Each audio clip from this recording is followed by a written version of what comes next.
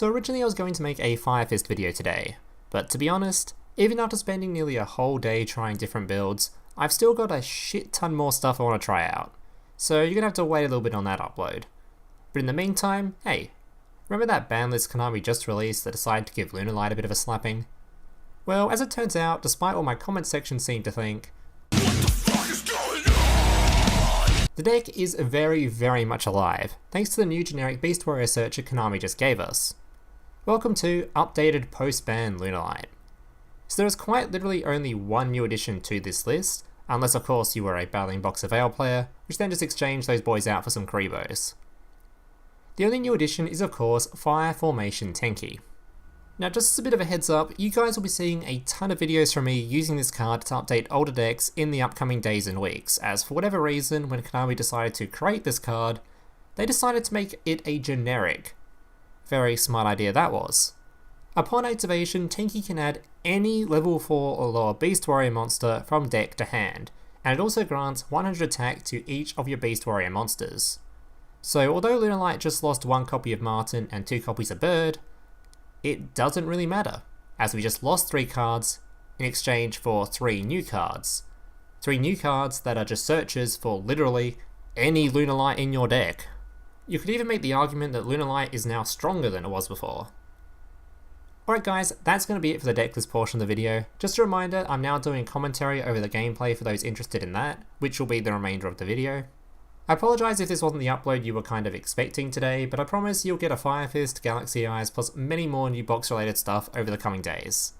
If you enjoyed the video, make sure to leave a like and consider subscribing to the channel if you want to see more content from me. Enjoy the gameplay! Alright, so let's get into it. So this is the second time I've done commentary over the gameplay in any of my videos, so if it still sounds a little rough or I stutter a bit, I apologise for that, but I'm still a bit new to this kind of commentary stuff. But you guys seemed to really enjoy it last time, so I decided to do it again.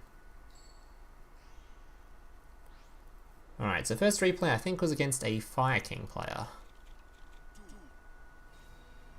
He started with simply setting 2, we activate Tenki, which sadly, because Tenki is a continuous spell, it can be, MST'd or destroyed or Cosmic Cyclone, whatever kind of back row disruption he has, and it just won't search, it'll get negated.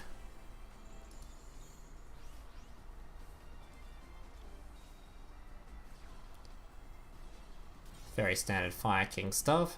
He didn't go for like any negates turn 1, which was so good, as negates are really nasty for this deck. So thankfully, no negates from my opponent. Alright, we get a second Tenki. Something to note with Tenki real quick is Tenki is a once per turn effect, so don't ever try to like hold your Tenkis or hide the fact you're playing Lunalight, because I know a lot of people when they play Lunas, they try to hide the fact they're playing Lunalight, so they won't ever summon a monster or set a monster, as you're trying to bait your opponent into leaving a monster in attack position for the Lunalight OTK. But with Tenki, it's a once per turn, so if you have 2 Tenkis in hand, you can't use them both in the same turn. So even though you just got Cosmic Cyclone on turn 1, it's always best to just use it whenever you have it. Don't try to hide the fact you're playing Lunalight, as multiple Tenkis, not too useful. Standard Emerald Bird combo, gonna send Marten, draw a card. Marten will search the fusion spell, then we can special summon Marten to add Emerald Bird back to hand, so we have extra resources for this fusion summon. Cat Dancer, Crimson Fox, gonna reduce to 0. Now this guy did something really smart here.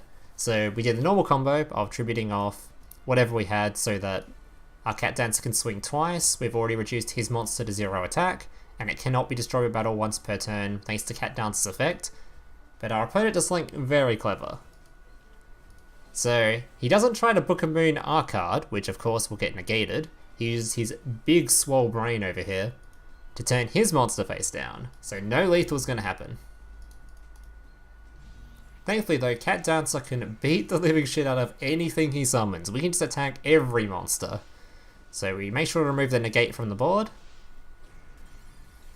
And also, we decide to make an attack here.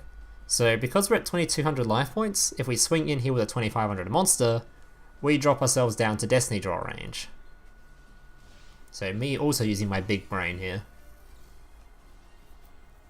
Green, it's going to pop our board. It was always going to happen, didn't really matter. As we have 2 Temperances in hand, which I thought I was very safe from, but he does in fact special summon a monster here.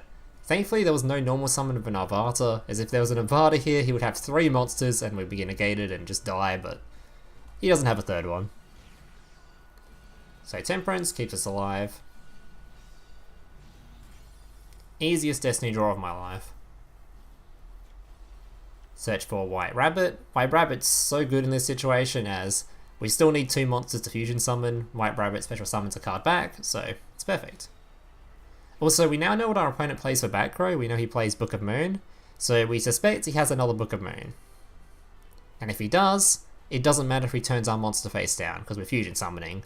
So we're happily sending this card back from the graveyard back to the board, so we can actually have our combo to reduce his stuff to 0 and OTK him.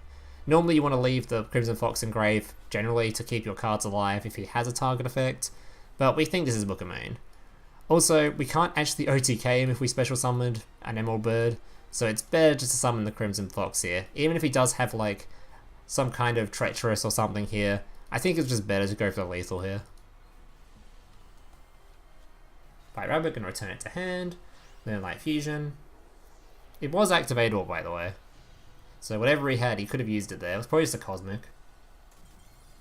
And he's dead. Alright, moving on. So this is where we go from a big brain opponent to a pea brain opponent. This guy was definitely a player. Probably just the average representation of the Blue Eyes community, I would say.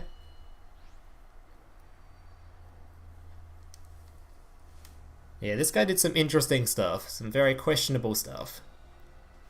So Tenki, search. Sadly, we've got 2 Tenkis in hand, can't use both on the same turn, but we're going to use one now.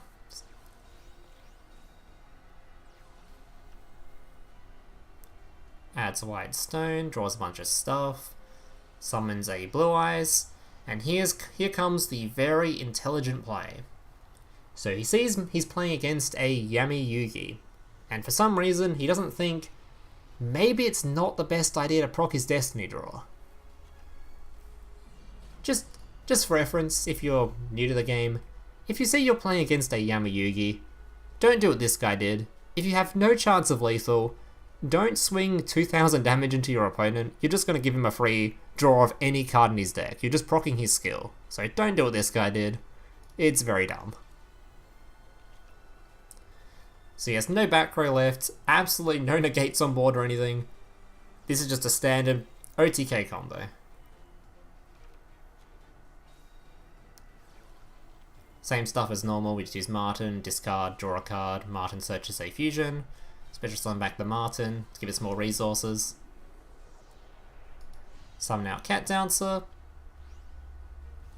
reduce to 0, and normally we tribute, hit him twice and he'd die. So he knew that, so he left the game. Which is weird, because this guy's experienced enough to know what Lunalight combo does, but not experienced enough to play around Destiny draw? I don't know, bit sus. Alright, moving on. Alright, someone's speeding past my house. Thank you for ruining my recording, buddy. But you think I'm going to do another take of this? Just heads up, I think this is my 4th take already, so we're not doing this again. Alright, it's an Onomat player. We do absolutely nothing turn 1, we ain't setting a single card. We've got 2 negates in hand, or 2 protections in hand, sorry. So our opponent ain't going to be lethal in us. Summons a Bowser, and does exactly what the Blue Eyes player just did, and just gives me a free Destiny draw. Very intelligent. You'd think, like, since Destiny draws are one of the oldest skills in the game, you'd really think that after, what, 4 years of this game being out, you'd kind of know to play around this, but, you know, whatever. Alright, so just for reference, it doesn't really matter in this case, as I don't think this could have negated it anyway, as it only negates stuff on board, but make sure when you do your fusion summon that you always send the Crimson Fox first. So when you're selecting the materials, select Crimson first. This is so that you have the opportunity to chain block for Crimson. So you send Crimson first, then you can send whatever, Emerald Bird, whatever else. But if you send Crimson first, Crimson's effect will activate first, so you can reduce this card's attack to 0. Then the Emerald Bird's effect will activate, which can special summon something back. And if he did have a negate on board, he cannot chain to the Crimson, he can only chain to the Emerald. That's how chaining works, so he cannot hit the Crimson Fox, and you get a guaranteed reduce.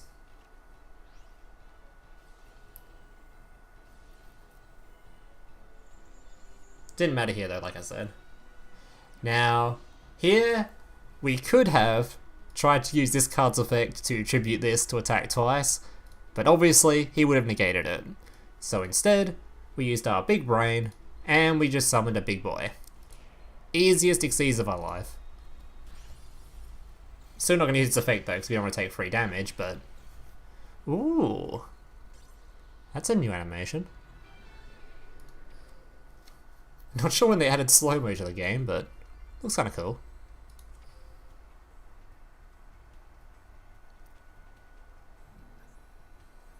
Alright, so I reckon this was another Blue Eyes player. Not really a shock there, considering 50% of the ladder is Blue Eyes. Hope you guys enjoy Blue Eyes replays, as you're going to be seeing a lot of them over the upcoming weeks. Thank you to Konami for deciding to not ban any Blue Eyes cards.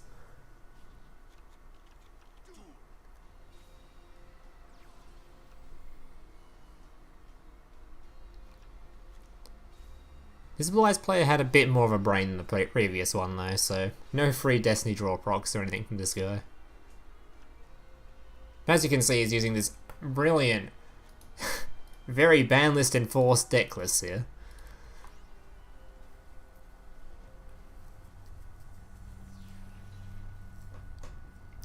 Alright, summons alternative. Still a brilliant animation. Even if I think Blue Eyes is kind of cringe, at least that animation is absolutely crisp. Alright, so he summons out Spirit Dragon. Now Spirit Dragon, for those that haven't played against it with Lunalight before, this is why we like chain blocking, as this card is very good against Lunalight. First of all, it has a graveyard negate, so if you send your Crimson Fox to the grave, if you don't correctly chain block, he can negate it. So make sure you're chain blocking when you're against Spirit Dragon. Very important. Also, he can swap this out to summon a monster that stops all of his monsters being targeted by Lunalight effects, which is something he could have done at the start of my turn, but he doesn't know I'm playing Lunalight to be fair, so he doesn't do it.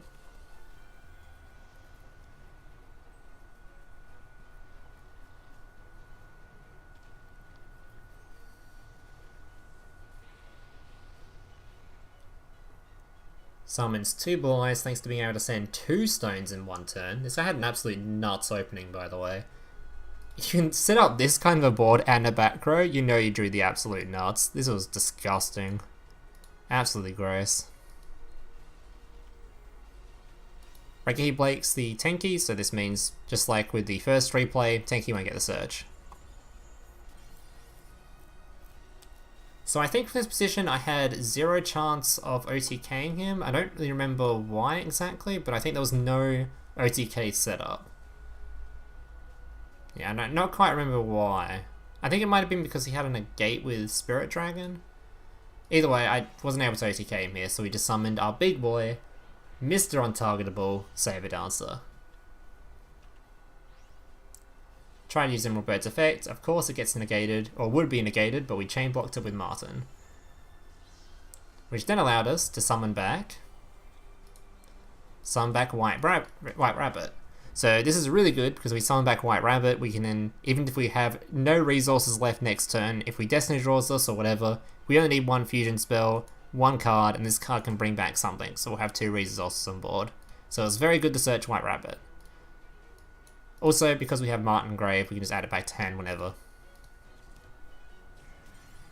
Bobby Spirit Dragon, he's not going to do any swapping.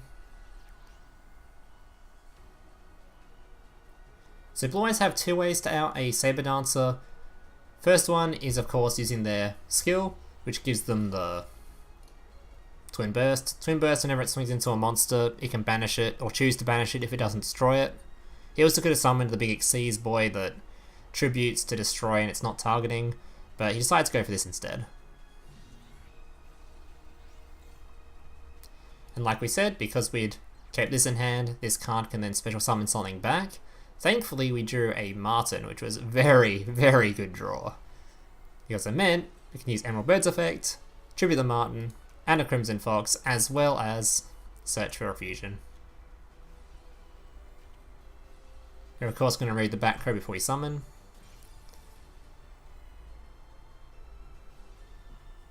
Yeah, this guy was very pissed about this one. It was just a really good top deck. Even the top deck of the Crimson Fox was really good. Summon Cat Dancer, reduced to 0, tribute off, and we can hit twice. And I think he conceded? Yeah, he wasn't having a bar of that. Alright, moving on to the final replay.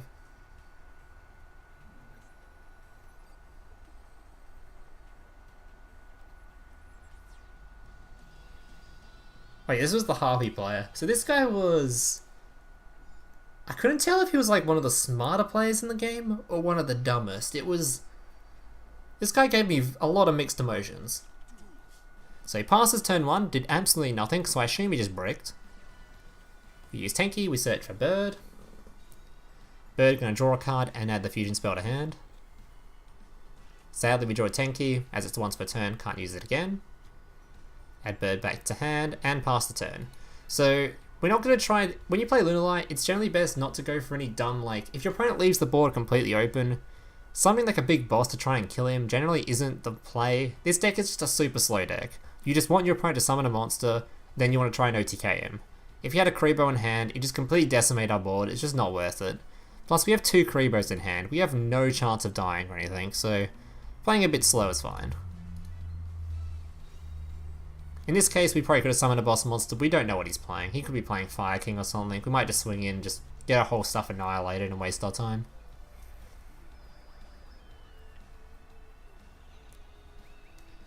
Alright, and here's where the fun begins. Out comes Slash. Slash, then I'm going to be returning my card to hand. Sadly, when this thing leaves the field, if it was summoned the way it was, it doesn't get returned to hand, it just gets banished. If it leaves the field by any means, it will just get banished.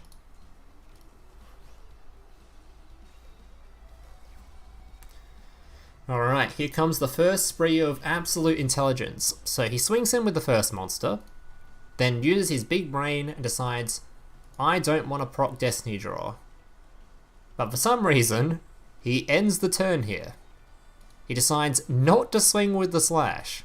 He doesn't want to get rid of my Kuribohs yet for whatever reason, so... I guess he thinks I have a Sphere Kuriboh and we're going to change this to defense position or something. Either way, he's seen we're playing Lunalight, we're not going to be playing Sphere, we're just trying to OTK you, bud. So I don't know why he didn't just swing here, just let us have resources. Either way, passes the turn. We use Tenki, search for a Crimson. Lunalight Fusion, very standard stuff. For those that are not used to playing Lunalight, sometimes it's just best to send a Sabre Dancer if you can, because if Sabre Dancer's in grave, so we used it as a material here, because he has a extra deck monster on board, it allows our fusion spell to grab from deck or extra deck as material, so we use a Lunalight Sabre Dancer, and by doing this, it means on the following turns, Sabre Dancer can buff any of your fusion monsters by 3000 attack. Not on the turn it's sent there, but on upcoming turns, so it's best to get this engraved whenever you can. 4000 attack, and reduce the middle one to 0. So this is a kind of an important thing. These guys like to run a card called Swallow's Nest. Swallow's Nest contribute out any of his level 4 Harpies for Winged Beasts for other Winged Beasts from his deck.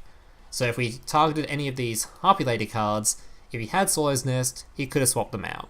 So it was just best to target the middle card, which is the Synchro, because he can't target this with that card. He then activates his Forbidden Lance to avoid getting lethaled, because this allows his card to then return itself to hand. Returning it to hand means that, obviously, he doesn't die. And I thought, wow, this was actually kind of clever. Wasn't expected from this guy. And then our opponent, I think, had a stroke. He activates Offrings of the Doomed, obviously cannot target our monster. I don't really know, like, he just used a Slash and discovered the Slash couldn't target it. He also used a lance and discovered the lance couldn't target it, but he thought maybe the offerings could? This just makes me think that, like, the initial play he made that I thought was kind of clever was just by mistake. Either way, he also now can't draw a card, and he's done. I think in general this deck just kind of counters Harpies anyway. Anyways, that's it for the replays. I hope you guys enjoyed them. Let me know if you enjoy me giving commentary over gameplay, as like I said, I'm still pretty new to this stuff. If you enjoyed it, make sure to leave a like, subscribe if you're new around here. Thanks for watching, and I hope to see you in the next one. Laters. Hey, big brother, can I watch SpongeBob? Shut up, Mokuba. I'm busy flagging YouTube videos to compensate for the fact that I have an extremely small penis. Oh.